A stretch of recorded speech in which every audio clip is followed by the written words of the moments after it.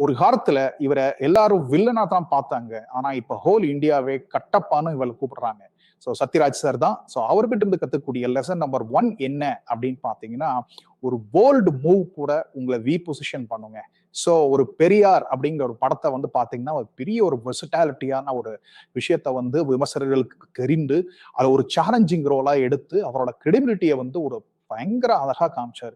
So ஒரு high impact ப்ராஜெக்டை நீங்க தேர்வு செய்யுங்க. அதுல இருந்து உங்களுக்கு ஏகப்பட்ட எக்ஸ்பர்ட் ஆயிருவீங்க.